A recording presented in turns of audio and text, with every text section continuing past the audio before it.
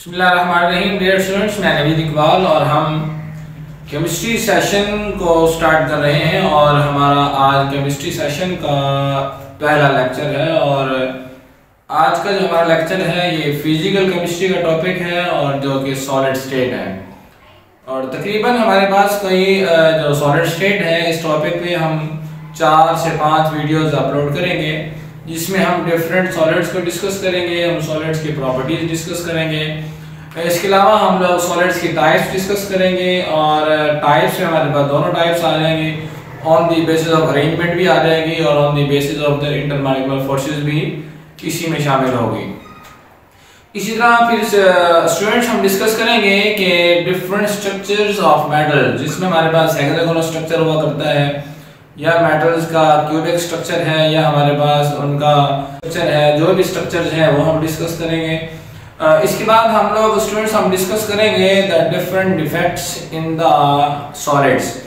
Solids के अंदर हमारे पास डिफरेंट डिफेक्ट्स हुआ करते हैं जिनमें हमारे पास चाहे वो स्टीरियोमेट्रिक्स सब्सटेंसेस के अंदर हो या हमारे पास नॉन स्टीरियोमेट्रिक सब्सटेंसेस के अंदर हो, तो ये हम सारे के सारे जो डिफेक्ट्स हैं डिस्कस करेंगे। तो हम चलते हैं कि हमारा जो आज का टॉपिक है वो सॉलिड स्टेट है। तो सॉलिड स्टेट का जो हमारे पास पहला पार्ट है that is solid. Solid state discuss करने से पहले स्टूडेंट्स हम देखते हैं कि सॉलिड्स क्या हुआ करते हैं।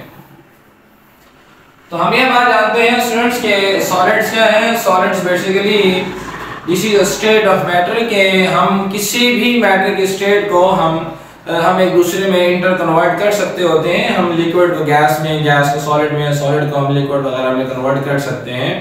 तो जिस चीज में ये फैसला करना होता है कि आया कि हमारी जो चीज है, हमारा जो मटेरियल है वो गैसियस फॉर्म में है, लिक्विड स्टेट में है या वो सॉलिड स्टेट में है।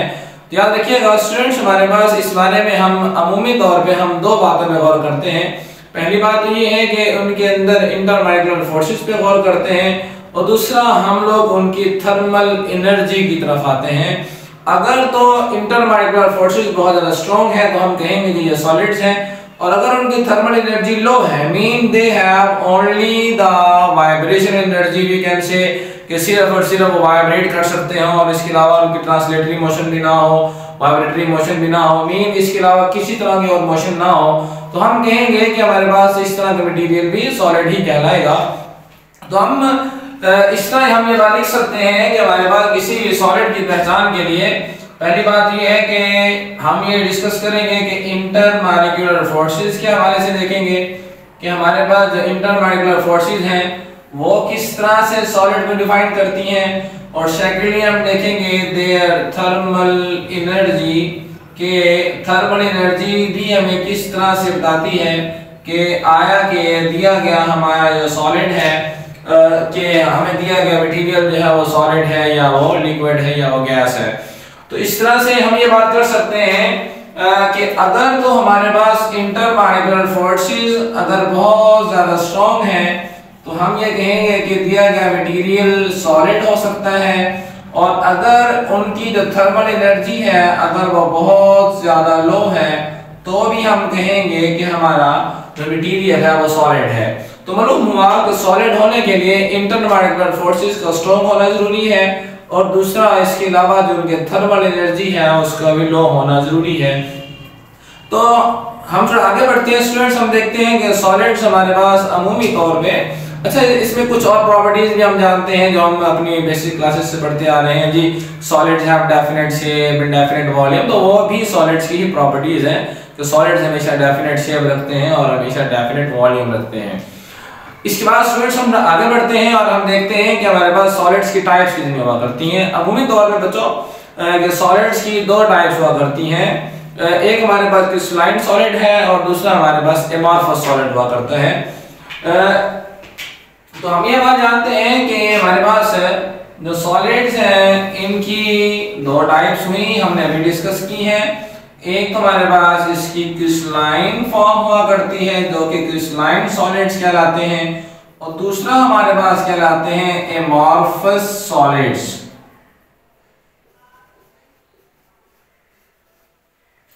तो क्रिस्टलाइन सॉलिड्स और एमॉर्फस सॉलिड्स में जो की डिफरेंस है वो ये है कि द अरेंजमेंट ऑफ पार्टिकल्स। बच्चों याद रखिए, हम जब पार्टिकल्स की बात करेंगे तो पार्टिकल्स से मुराद एटम्स भी हो सकते हैं, आयंस भी हो सकते हैं और मॉलिक्यूल्स भी हो सकते हैं। ये तीन तरह के मुख्तलिफ स्पीशीज जो हैं वो हम पार्टिकल में शुमार करेंगे। तो इस तरह हम यहाँ पर हम समराइज करके हम यहाँ पार्टिकल्स की बात कर रहे हैं। अगर तो हमारे पास किसी भी सॉलिड के अंदर मौजूद जो पार्टिकल्स हैं अगर वो वेल अरेंज्ड हैं, अगर उनके अंदर पार्टिकल्स एक मखसूस तरतीब से जुड़े हुए हैं जिस तरह हम यहाँ शो कर रहे हैं, तो हम कह सकते हैं कि हमारे पास इस तरह के सॉलिड्स हैं वो क्रिस्टलाइन सॉलिड्स कहलाएंगे। और सेकेंडली स्टूडेंट्स अगर हम बात करते हैं एमॉर्फस सॉलिड्स के हवाले से, तो एमॉर्फस सॉलिड्स से जिस तरह इसके नाम से जाहिर है, एमॉर्फस का लफ्ज़ मतलब शेपलेस हुआ करता है। तो हम यहाँ देखते हैं कि हमारे पास एमॉर्फस सॉलिड्स क्या होंगे, ऐसे सॉलिड्स होंगे जिनके अंदर हमारे पास जो पार्टिकल्स हैं वो वेल अरेंज नहीं होंगे, उनके दरमियान कोई भी किसी तरह की कोई खास तरतीब नहीं होगी। तो इस तरह के जो सॉलिड्स हैं वो कहलाया करते हैं एमॉर्फस सॉलिड्स। तो अगर हम बात करते हैं जस्ट एग्जांपल्स के हवाले से, तो आपके पास जो क्रिस्टलाइन सॉलिड्स हैं इनमें हमारे पास सोडियम क्लोराइड ले लें, इस तरह हमारे पास शुगर है, और इस तरह आप कॉपर मेटल ले लें, तो और भी हमारे पास BCO इस तरह के सॉलिड्स हैं कि जिनके अंदर पार्टिकल्स वेल अरेंज हुआ करते हैं। दूसरी बात हमारे पास यहाँ जो M आ रही है वो ये है कि एमॉर्फस सॉलिड्स के अंदर हम कौन कौन सी मिसालें शामिल करेंगे। तो इनमें हमारे पास बच्चों के एक तो हमारे पास आ जाती है रबड़, इसी तरह हमारे पास प्लास्टिक है, हमारे पास ग्लास है, और हमारे पास क्वार्ट्ज ग्लास वगैरह हुआ करते हैं। तो ये भी सारे के सारे एमॉर्फस सॉलिड की एग्जांपल्स हैं जिनके अंदर हम देखते हैं कि पार्टिकल्स जो हैं वो अरेंज नहीं हुआ करते। बच्चों इसमें हम जो एक अहम बात डिस्कस करने जा रहे हैं वो ये है कि हम जब बात करते हैं एमॉर्फस सॉलिड्स के हवाले से, तो हम देखते हैं कि एमॉर्फस सॉलिड्स के अंदर कुछ पार्ट्स, कुछ रीजन्स ऐसे हैं जो कि किसी हद तक अरेंज्ड हैं। मीन अगर हम गौर करते हैं तो हम ये बात कर सकते हैं कि हमारे पास ये वाले चार पार्टिकल्स हैं किसी हद तक अरेंज्ड हैं। इसी तरह बच्चों हम ये कहेंगे ये हमारे पास पार्ट जो है ये वेल अरेंज्ड है। इसी तरह हम कहते हैं ये दो पार्टिकल्स जो हैं वो किसी हद तक तरतीब में आ रहे हैं। तो these parts are called as crystallites। ये जो रीजन्स हैं, ये जो पार्ट्स हैं, ये क्रिस्टलाइट्स कहलाते हैं, और ये एक मखसूस वक्फे के बाद बार बार रिपीट हो रहे होते हैं। मीन हम देखें यहाँ हमारे पास एक रीजन ऐसा था जो कि अरेंज था, फिर एक वक्फा गुजरा, फिर हमारे पास इस तरह पार्टिकल अरेंज हुए, इस तरह फिर एक वक्फा गुजरा, फिर इस तरह पार्टिकल अरेंज हुए। मीन कि एक शॉर्ट रेंज के अंदर हमारे पास जो पार्टिकल्स हैं वो अरेंज फॉर्म में पड़े होते हैं। और केमिस्ट्री की जुबान में इन रीजन्स को हम क्रिस्टलाइट्स का नाम दिया करते हैं, क्रिस्टलाइन नहीं बल्कि हम इनको क्रिस्टलाइट्स का नाम दिया करते हैं। ठीक है बच्चों, हम थोड़ा आगे बढ़ते हैं और आगे हम थोड़ा देखते हैं कि what are the differences between the amorphous and crystalline solids। कि amorphous और crystalline solids के अगर हम डिफरेंट अगर हम प्रॉपर्टीज को डिस्कस कर लें, मीन कौन कौन सी प्रॉपर्टीज ऐसी हैं जो कि क्रिस्टलाइन सॉलिड के अंदर मौजूद हुआ करती हैं और कौन सी प्रॉपर्टीज ऐसी हैं जो कि हमारे पास क्रिस्टलाइन सॉलिड्स के अंदर मौजूद नहीं होती, जो कि amorphous सॉलिड्स के अंदर हुआ करती हैं। तो हम देखते हैं कि बच्चों हमारे पास जो यहाँ पर पहली प्रॉपर्टी आ रही है हमारे पास वो है geometry.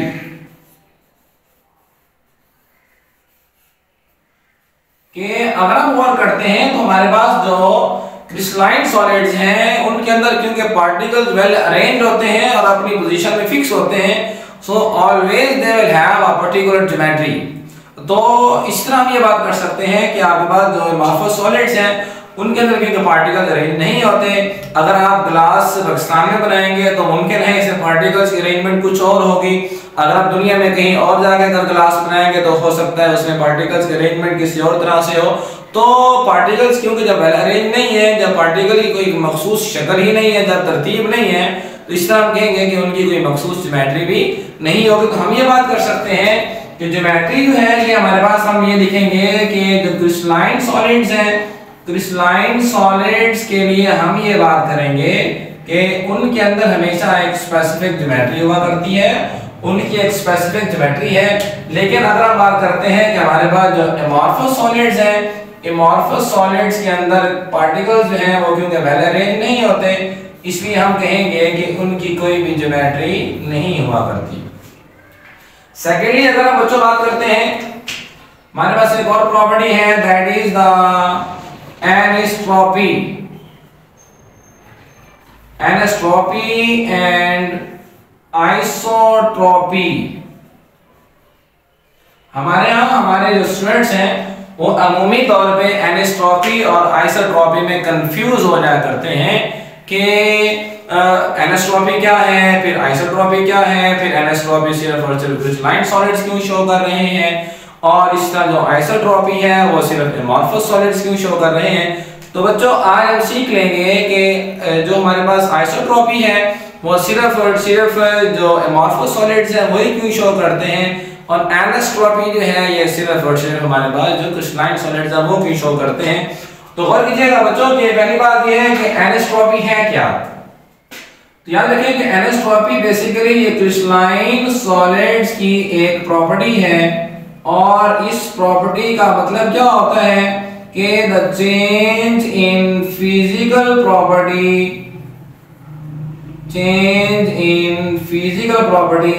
With change of direction. मतलब ये कि अगर हमारे पास देखें, पहली बात फिजिकल प्रॉपर्टीज क्या है, इस तरह हमारे पास हम कह सकते हैं कि आपके पास रिफ्रैक्टिव इंडेक्स फिजिकल प्रॉपर्टी है, इस तरह पर कंडक्शन एक फिजिकल प्रॉपर्टी है, और हमारे पास हम कह सकते हैं कि मेल्टिंग पॉइंट है, बॉइलिंग, ये सारी फिजिकल प्रॉपर्टीज हुआ करती हैं।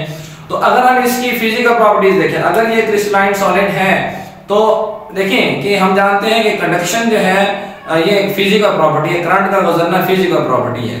अब क्या है कि अगर आप करंट यूं गुजारते हैं तो करंट गुजर जाता है, ठीक है, और अगर हम करंट यूं गुजारते हैं तो करंट नहीं गुजरता। मतलब ये है कि अगर हम इस एक मटेरियल की जो कि क्रिस्टलाइन सॉलिड है, अगर हम इसकी सीमत तब्दील कर लेंगे, पहले हमने करंट की सीमत यूं रखी, फिर हमने करंट यूं गुजारना चाहा। बात कर रहे थे कि anisotropy this is the property of crystalline solids, जिसमें हम क्या देखते हैं कि if the change in physical property is occurring with the change of direction. अगर आप सीमत तब्दील कर रहे हैं, मीन अगर हम करंट यूं गुजार रहे हैं, जिस तरह अगर हम ग्रेफाइट की ही बात कर लें तो ग्रेफाइट में अगर आप अलोंग द रॉड अगर आप करंट गुजारते हैं तो करंट गुजरता है, अगर आप perpendicular to the rod current गुजारते हैं तो नहीं गुजरता। ये इरादे से बहस है कि करंट नहीं गुजरता। तो इस तरह हम ये कहेंगे कि the change in physical property with the change of direction this is called as anisotropy. अब ये एनिस्ट्रोपी जो है ये हमारे पास क्रिस्टलाइन सॉलिड्स की प्रॉपर्टी हुआ करती है। तो हम थोड़ा इस बारे में भी गौर कर लेते हैं कि एनिस्ट्रोपी जो है मीन कि हमारे पास जो सॉलिड्स हैं कि जो क्रिस्टलाइन सॉलिड्स हुआ करते हैं उनके लिए सिर्फ एनिस्ट्रोपी ही क्यों शो की जाती है, या अब इनके अंदर चेंज इन डायरेक्शन से चेंजेस क्या आते हैं, जरा हम उस तरह गौर करते हैं। देखिए बच्चों हम जरा गौर करते हैं कि हमारे पास कोई भी एक मटेरियल है और उस मटेरियल के अंदर दो मुख्तलिफ तरह के पार्टिकल्स मौजूद हैं। हम सपोज कर लेते हैं हमारे पास ये इस तरह से है कि ये हमारे पास पार्टिकल ये मौजूद हैं, और हमारे पास इसमें दूसरी तरह के पार्टिकल ये रेड वाले हैं, और हमारे पास दूसरे तरह के पार्टिकल ब्लैक वाले आ रहे हैं। ये हम यहाँ पर इनको इस तरह से शो कर लेते हैं।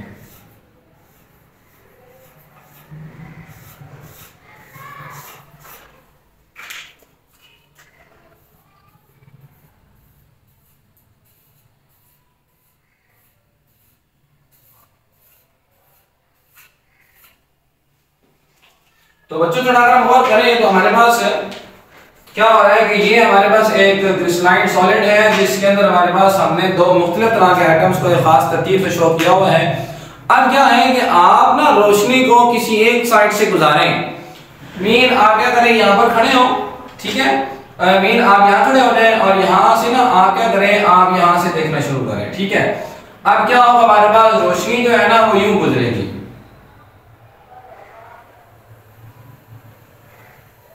ये इस तरह आएगी, ठीक है, और इस तरह फिर क्या करें, फिर आप लोग इस तरह करें, फिर आप इस साइड पे खड़े हो जाएं। अब गौर करें कि अगर हम इस साइड से देखते हैं या अगर हम इस साइड से देखते हैं, इन दोनों केसेस के अंदर हम देख रहे हैं कि इस रोशनी की रे के रास्ते में एटम मुख्तलिफ आ रहे हैं। इस केस में हमारे पास सारे के सारे ब्लैक आइटम्स आ रहे हैं और इस केस में हमारे पास सारे के सारे रेड आइटम्स आ रहे हैं। इसका मतलब क्या हुआ कि डायरेक्शन का तब्दील होने से जो पार्टिकल आपकी रोशनी के रास्ते में आ रहे हैं वो क्योंकि तब्दील हुए, इसलिए हम कहेंगे कि हमारे पास जो रोशनी की जो स्पीड है वो भी हो सकता है तब्दील हो जाए। ठीक है, तो इस तरह अब हम ये बात क्या करते हैं कि वाकई यहाँ हमने देखा कि स्पीड ऑफ लाइट में फर्क पड़ा जब हमने डायरेक्शन को तब्दील किया। सेकेंडली हम देखते हैं कि हमारे पास जो आइसोट्रॉपी क्या है। अब बेसिकली आइसोट्रॉपी हमारे पास एक ऐसा फिनोमिना है जो कि आपके पास हमेशा जो एमॉर्फस सॉलिड्स हैं वही शो करते हैं। Mean amorphous solids will always show the property of isotropy। अब हम देखते हैं कि हमारे पास आइसोट्रॉपी है क्या, तो जो कि हमारे पास यहाँ टोटली डिफरेंट है एनिसोट्रॉपी से। इस एनिसोट्रॉपी के अंदर अगर हम डायरेक्शन तब्दील कर रहे थे तो खुसूसियात भी तब्दील हो रही थी, लेकिन हमारे पास एनिसोट्रॉपी जो है ये बेसिकली हमारे पास एक ऐसी प्रॉपर्टी है amorphous solids की जिसमें अगर आप जिस तरह की मर्जी ही डायरेक्शन तब्दील कर दें तो हम क्या देखते हैं कि आपके पास जो फिजिकल प्रॉपर्टीज है उनमें चेंजेस नहीं आती। ठीक है, तो इस तरह ऐसी एक ऐसा मटेरियल जिसके अंदर अगर फिजिकल प्रॉपर्टीज जो है वो डायरेक्शन के तब्दील होने से चेंज ना हो रही हो तो ये हमारे पास फिनोमेना तो ये आइसोट्रॉपी कहलाएगा। और अगर डायरेक्शन के तब्दील करने से कोई फिजिकल प्रॉपर्टीज में चेंजेस आ रही हैं तो ये जो फिनोमेना है ये एनिसोट्रॉपी कहलाया करता है। स्टूडेंट्स हम देखते हैं हमारे पास इसके अलावा एक और प्रॉपर्टी हुआ करती है सॉलिड्स की जो कि हमारे पास है क्लेवेज प्लेन्स। अब ये क्या के स्टूडेंट्स अब ये क्लेवेज प्लेन्स क्या हैं, याद रखिएगा कि क्लेवेज प्लेन्स क्या है कि हम जब भी किसी एक अगर हम एमॉर्फस सॉलिड को जब हम कट करते हैं तो ये पार्टिकल्स अरेंज नहीं है, तो जब भी वो सरफेस जहां से कट होगी वो जगह हमेशा आपको खुरदरी और आपको रफ नजर आएगी कि पार्टिकल अरेंज नहीं है, इसमें कोई पार्टिकल आगे बढ़ा होगा कोई पार्टिकल पीछे बढ़ा होगा। तो इस तरह जब पार्टिकल्स एक तरतीब में नहीं है तो जगह आपको खुरदरी ही फील होती है। और सेकेंडली अगर हम बात करते हैं कि अगर हमारे पास कोई क्रिस्टलाइन सॉलिड है तो क्योंकि पार्टिकल जो है एक लेयर फॉर्म में होते हैं, अरेंज पड़े होते हैं, तो जब कभी भी आप जब आप किसी एक पार्ट को कट करते हैं तो पीछे वाला जो पार्ट बचा हुआ है उसमें पार्टिकल क्योंकि अरेंज है, तो अगर आप उसके ऊपर अगर आप उस पर हाथ घुमाएंगे तो आपको वो जगह जो है वो हमेशा आपको प्लेन नजर आएगी। तो this is called as cleavage planes के जब भी हम लोग किसी भी क्रिस्टलाइन सॉलिड को जब हम कट करते हैं तो जहां से वो कट होते हैं तो वो जगह हमेशा हमारे पास बिल्कुल प्लेन हुआ करती है।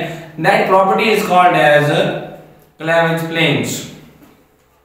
तो बच्चों हम एक और प्रॉपर्टी की तरफ आते हैं जो कि हमारे पास है पॉलीमॉर्फिज्म है और आइसोमॉर्फिज्म है।